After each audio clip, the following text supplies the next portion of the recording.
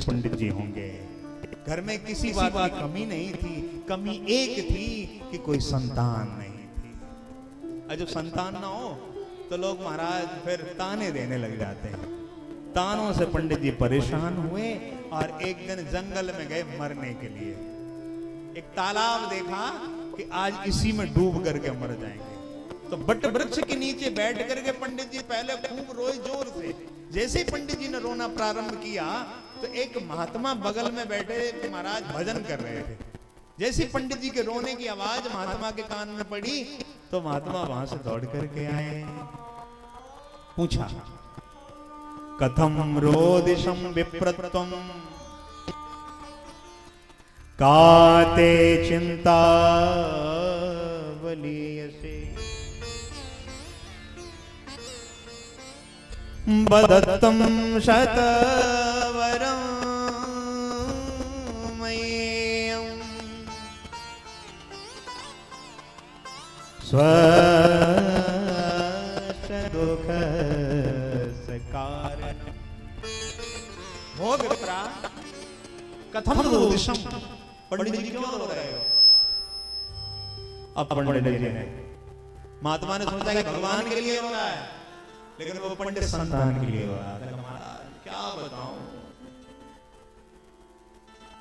मैंने हरवंश पुराण करा ली, मैंने गोपाल संतान गोपाल का जाप करवा लिया, मेरे घर में कोई संतान नहीं हुई। दरवाजे पर एक गाय बंधी, आज तक उसने कोई बच्चा नहीं दिया। एक पेड़ खड़ा है आम का, आज तक उसमें कोई फल नहीं आया। तुलसी का बिरवा हर महीने लगाना पड़ता है, सूख जाता है। और जब मैं अपने पूर्वजों को जल देता हूं ना तो मेरे आंखों से आंसू बहते हैं। कहा क्यों? कहा कोई औलाद नहीं है। तो महात्मा ने कहा कि संसार के बेटा कभी किसी को सुख नहीं देते हैं। आज की औलाद जो बेटा है ना, महात्मा ने स्पष्ट कह दिया, जो बेटा होता है ना वो बाप का दुश्मन होता है। क्या कहा कि बेटा जो हो बाप को दुश्मन हो। वो कैसे महाराज? जन्मत ही लाला हरे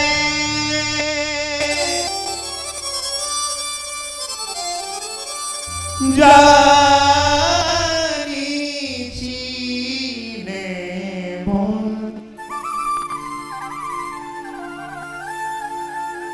वृद्धापन सर्वस हरे सुत सावे कौन।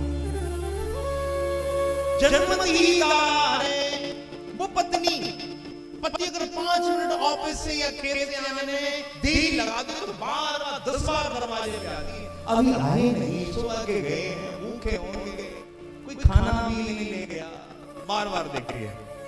और जब वही संतान हो जाए ना तो उस प्रेम में कमी आ जाती है। जन्मत ही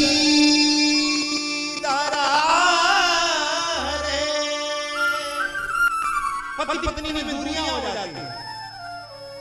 दारा नगरी जैसे ही बेटा हुआ, जैसे ही दूरियां। अब पति को खुद परोस के खाना पड़ता है, दिख नहीं, इतने कपड़े गंदे कर दिए, खुद परोस के खाना पड़ता है। ज्वानी छीने भो, जिस मकान को मेहनत पसीने से बनाया, जैसे ही बेटा बड़ा हुआ, शादी हुई, तब वही बेटा बाप से कहता है कि आप बार बार अंदर आते हो, इसको इतना लंबा घूंघट मार के बैठना पड़ता है, ये कब तक घूंघट मारे, इसकी दम घुट जाएगी, पिताजी अंदर कमाया करो।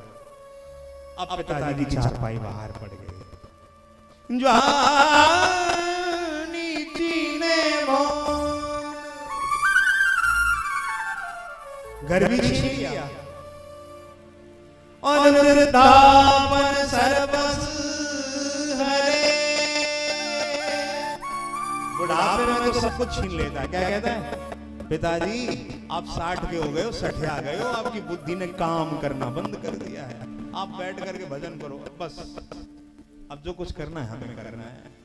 तो वृद्धापन सर्वस हरे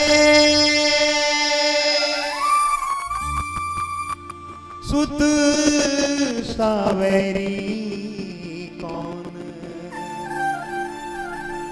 सुत सावेरी कौन।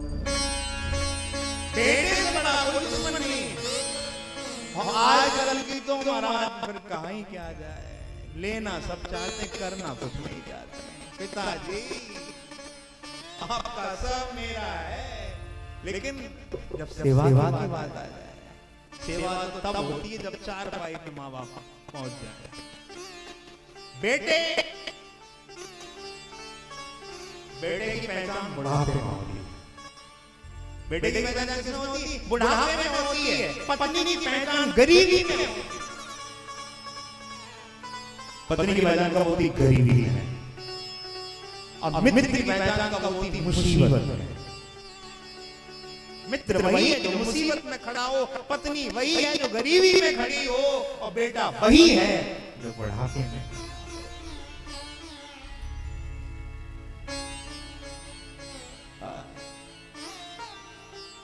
बेटा कहते हैं बोले चार का तो प्यार दो फरार, ऐसे बेटे को कहा काम लिया। माँ बाप की सेवा बढ़ करके कोई सेवा नहीं। जिसने माँ बाप की सेवा कर ली, जिसने सास ससुर की सेवा कर ली, उसने सबको मना लिया। मातृ देवो भव, पितृ देवो भव।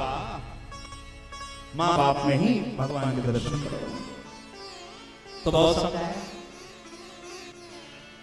कहा। और बंधु ये जो बेटा है ना, बोले कि पुत्र, एक पुत्र क्या करता है? नरक से जाने से रोकता है। एक अपुण्य नाम का नरक है, उसमें बेटा जाने से रोकता है कि अगर बेटा नहीं होगा तो नरक में चले जाएंगे। तो अपुत्रस्य गतिर्नास्ति, पंडित जी ने कहा अपुत्रस्य गतिर्नास्ति, जिसके बेटा नहीं है उसकी गति नहीं, उसका उद्धार नहीं है। अब उद्धार नहीं है, लेकिन गीता में भगवान कहते हैं कि उद्धरेत आत्मना आत्मनम। आप अपना उद्धार स्वयं करिए। किसी का बेटा, किसी की बेटी उद्धार नहीं करती है। मीरा का नाम मीरा के बेटे ने नहीं किया, कबीर का नाम कबीर के बेटे ने नहीं किया, तुलसी का नाम तुलसी के बेटे ने नहीं किया। आज महाराणा प्रताप का नाम है, उनके बेटे ने नहीं किया। प्रकृति के प्राणियों से त्यागियों की प्रीत होती है, और जिसका चरित्र है वो उज्जवल उसी की। अरे भगवान बुद्ध भी कहते हैं अब दीपो भव। आप अपना दीपक स्वयं बनिए, अपना दीपक स्वयं जागृत करिए। बेटा बेटी से उद्धार नहीं होता है, भाई भतीजे से उद्धार नहीं होता है। उद्धरेत आत्मना आत्मनम। भवसागर से, भवसागर में जाने से कौन बचाता है? विवेक रक्षा करनियों के लिए विवेक बचाता है। हमारी वास्तविक औलाद कौन है? विवेक। पंडित जी की औलाद नहीं हो रही थी। बुद्धि और